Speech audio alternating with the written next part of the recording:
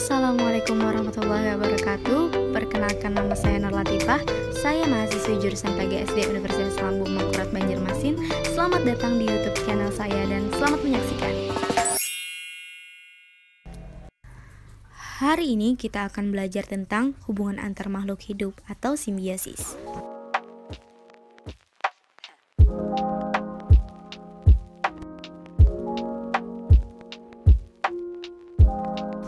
Simbiosis adalah hubungan timbal balik antara dua makhluk hidup yang saling berdampingan. Ada simbiosis mutualisme, simbiosis komensalisme, dan simbiosis parasitisme. Simbiosis mutualisme adalah hubungan yang saling menguntungkan antara dua makhluk hidup. Dalam kedua pihak tidak ada yang dirugikan. Apa saja ya contoh-contoh dari simbiosis mutualisme tersebut? Gambar pertama menunjukkan adanya kupu-kupu dan bunga. Kupu-kupu diuntungkan karena dapat memakan sari dari bunga. Namun bunga juga diuntungkan karena secara tidak langsung kupu-kupu membantu penyerbukan pada bunga. Dengan penyerbukan tersebut, bunga dapat berkembang biak. Lalu pada gambar kedua, terdapat burung jalak dan kerbau. Burung jalak memakan kutu yang ada pada kerbau dan kerbau menjadi untung karena kutu-kutunya habis dimakan oleh burung jalak.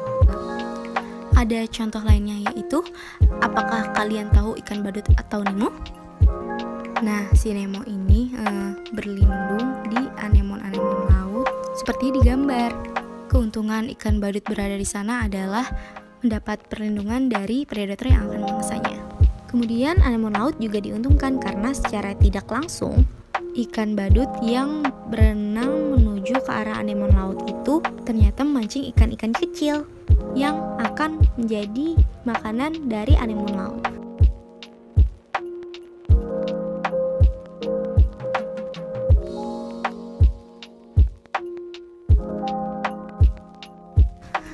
Simbiosis parasitisme adalah hubungan antara dua makhluk hidup yang mana yang satu diuntungkan dan yang satu dirugikan. Contoh dari simbiosis parasitisme adalah, coba kita lihat gambar di samping.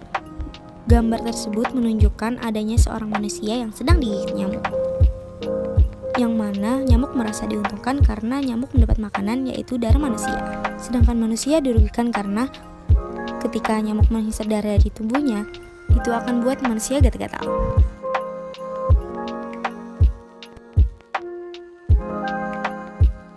Contoh lainnya ada pada tumbuhan benalu dan inangnya. Benalu merupakan parasit yang menumpang hidup di pohon atau tumbuhan lainnya.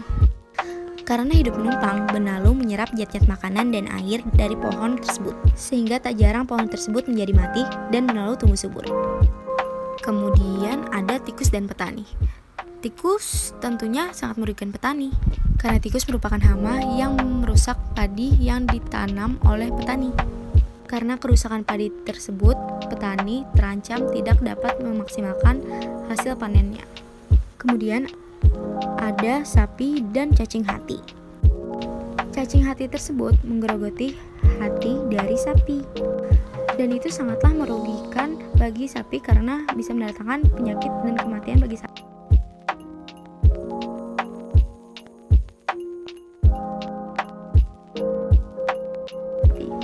Simbiosis komensalisme adalah hubungan antara dua makhluk hidup yang mana yang satu diuntungkan dan yang satu tidak dirugikan maupun diuntungkan. Contoh dari simbiosis komensalisme adalah pada hiu dan ikan remora. Yang mana ikan remora diuntungkan karena mendapat sisa-sisa zat makanan dari ikan hiu, tetapi hiu tidak merasa diuntungkan maupun dirugikan. Contoh lainnya ada pada jamur yang tumbuh di kayu lapuk. Jamur tersebut dapat tumbuh dan berkembang biak di atas kayu lapuk, tetapi itu tidak menimbulkan gangguan pada kayu lapuk tersebut karena kayu lapuk tersebut sudah tidak mampu tumbuh lagi dan mati, dan tidak masalah jika jamur tumbuh di situ. Contoh lainnya ada pada sirih dan inangnya, di mana sirih dapat tumbuh merambat di pohon atau tumbuhan lainnya, tetapi tidak mengganggu pertumbuhan lain. Kemudian ada anggrek dan pohon mangga, di mana anggrek menempel pada pohon mangga mendapatkan cahaya matahari untuk fotosintesis, tetapi itu juga tidak menghambat pertumbuhan pohon mangga. Pohon mangga bisa tetap subur.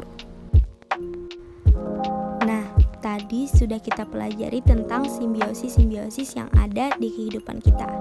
Semoga pembelajaran ini dapat membantu dan bermanfaat bagi kita semuanya. Baiklah, saya Nur Latifah ingin mengakhiri pembelajaran kita pada hari ini.